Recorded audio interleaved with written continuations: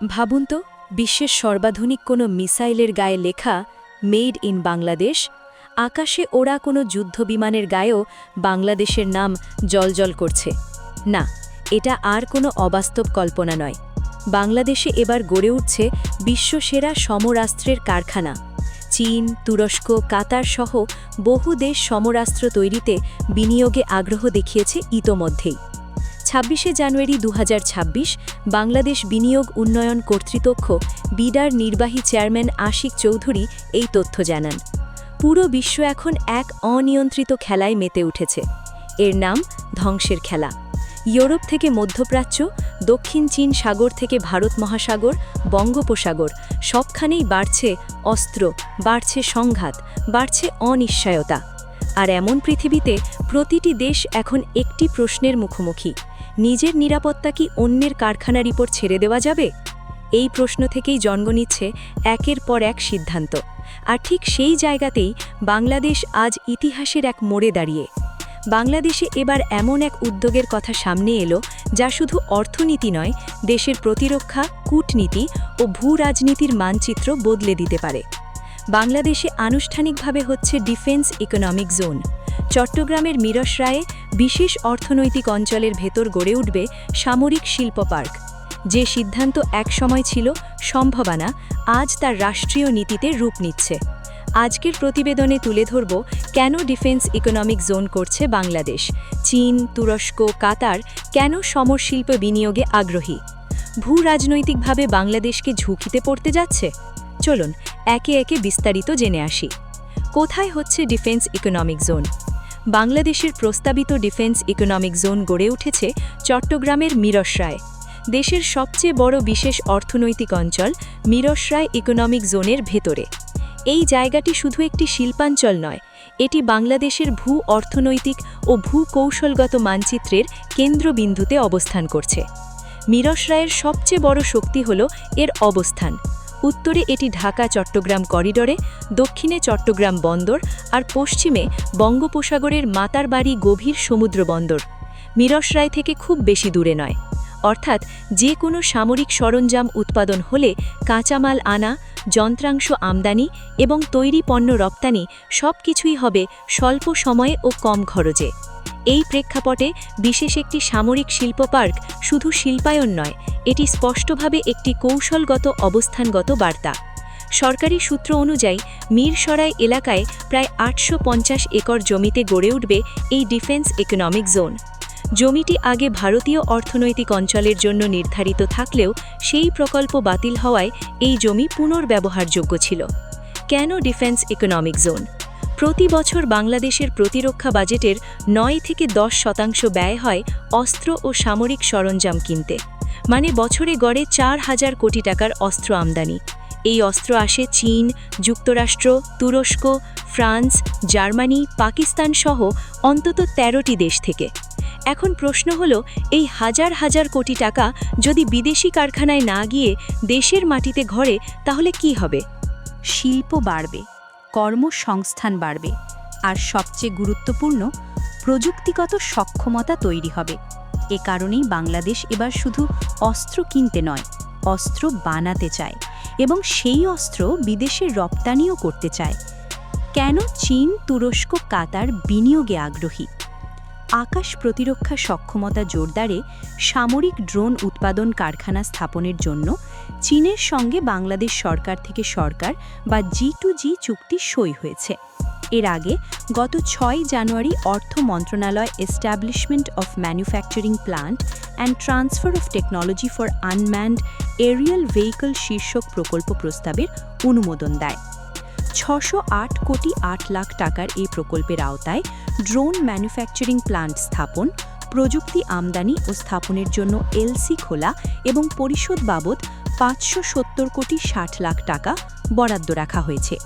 নিঃসন্দেহে এটি বাংলাদেশের জন্য অনেক বড় আশার খবর। চীন দক্ষিণ এশিয়ায় নিজের প্রভাব ধরে রাখতে চায়। বাংলাদেশকে তারা একটি আঞ্চলিক নিরাপত্তা অংশীদার হিসেবে দেখে। তাছাড়া বাংলাদেশ যেসব দেশ থেকে অস্ত্র কেনে তার প্রধান ঠিকানা চীন। চীনের অস্ত্র প্রস্তুতকারী প্রতিষ্ঠান নরিনকো বা এদিক আগেও বাংলাদেশে সরঞ্জাম দিয়েছে। এখন তারা প্রযুক্তি স্থানান্তরের মাধ্যমে যৌথ উৎপাদনের পথ খুঁজছে। এমনিতেই বাংলাদেশে চীনের বিনিয়োগ বহুমুখী। সড়ক ও রেল সংযোগ স্থাপনে চীনের অর্থায়ন বাংলাদেশে উল্লেখযোগ্য।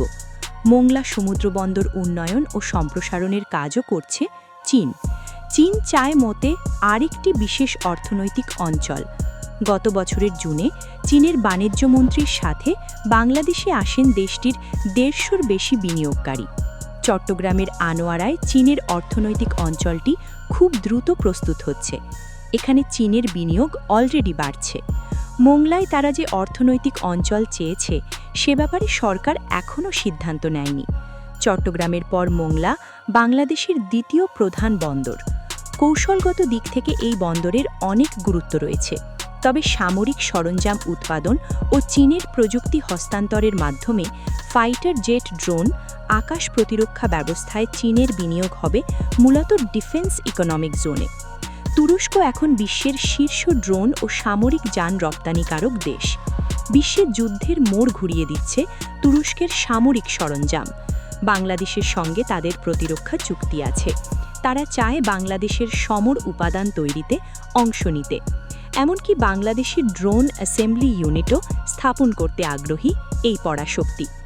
অন্তর্বর্তী সরকারের সাথে দেশটির রাষ্ট্রীয় প্রতিনিধিদের আলোচনায় তারা এই আগ্রহের কথা বারবার জানিয়েছে। ড্রোন ছাড়াও আকাশ প্রতিরক্ষায় ব্যবহৃত রাডার সিস্টেমও তারা এখানে প্রস্তুত করতে চায়। মূলত বাংলাদেশে এসব উৎপাদন ও অ্যাসেম্বলি ইউনিট উৎপাদন করে বিভিন্ন দেশে বিক্রির লক্ষ্য তাদের। আলাদা ডিফেন্স ইকোনমিক জোনের মাধ্যমে একটি নির্দিষ্ট জায়গায় এদের বিনিয়োগের ব্যবস্থা করতে চায় সরকার।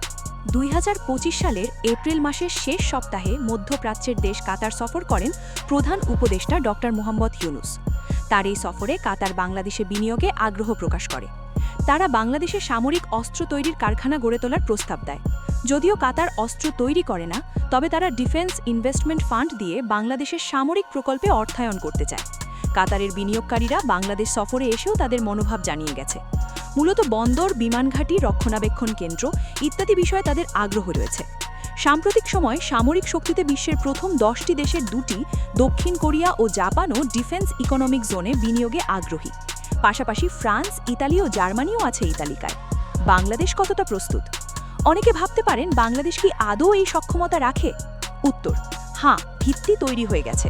বাংলাদেশ অর্ডিন্যান্স ফ্যাক্টরি BOF-এ ইতোমধ্যেই তৈরি হচ্ছে বুলেট, গ্রেনেড, রাইফেল, বিভিন্ন সামরিক সরঞ্জাম। এগুলো এখন শুধু ব্যবহার নয়, বরং রপ্তানির সম্ভাবনাও তৈরি করছে। কিন্তু নতুন লক্ষ্য আরও বড়: ড্রোন, মিসাইল, আকাশ প্রতিরক্ষা ব্যবস্থা, আধুনিক সেন্সর ও রাডারের। আর এই পর্যায়ে পৌঁছতে দরকার যৌথ বিনিয়োগ, প্রযুক্তি স্থানান্তর, আন্তর্জাতিক অংশীদারিত্ব। ঠিক এখানেই ঢুকে পড়ছে চীন, তুরস্ক আর কাতার। ভূরাজনীতি, সতর্ক প্রতিবেশীরা। বাংলাদেশের অবস্থান ভারত, চীন, মিয়ানমার আর বঙ্গোপসাগরের সংযোগস্থলে আরেকটি অত্যন্ত সংবেদনশীল দিক হল ভারতের উত্তর পূর্বাঞ্চল বা 7 সিস্টার্স। মিরসরাই থেকে ভারতের ত্রিপুরা, মিজোরাম ও আসামের সীমান্ত খুব কাছাকাছি। ফেনীর পরেই শুরু ভারতের ত্রিপুরা রাজ্য। এই সীমান্ত অঞ্চলটি ভারতের উত্তর পূর্বাঞ্চলে ঢোকার সবচেয়ে সংক্ষিপ্ত ও সংবেদনশীল প্রবেশপথগুলোর একটি। মায়ে এই জায়গায় যদি একটি পূর্ণাঙ্গ সামরিক শিল্প গড়ে ওঠে, তাহলে তা শুধু অর্থনৈতিক নয়, ভূ-রাজনৈতিক শক্তির প্রকাশ। মানে নিজস্ব অস্ত্রে নির্ভরতা, কৌশলগত ভারসাম্য, বহুমুখী অংশীদারিত্ব। আর এখানেই শুরু হয় অস্বস্তি, কারণ একটি আত্মনির্ভর প্রতিরক্ষা শিল্প সবসময়ই প্রতিবেশীদের হিসাব বদলাতে বাধ্য করে। অস্ত্র মানেই যুদ্ধ নয়, অস্ত্র মানেই শক্তি, আর শক্তি মানেই নিরাপত্তা, কূটনৈতিক দৃঢ়তা, আন্তর্জাতিক টেবিলে উচ্চকণ্ঠ। সব মিলিয়ে স্পষ্ট বার্তা একটাই: বাংলাদেশ আর শুধু বাজার নয়, বাংলাদেশ এখন একটি স্ট্র্যাটেজিক প্লেয়ার।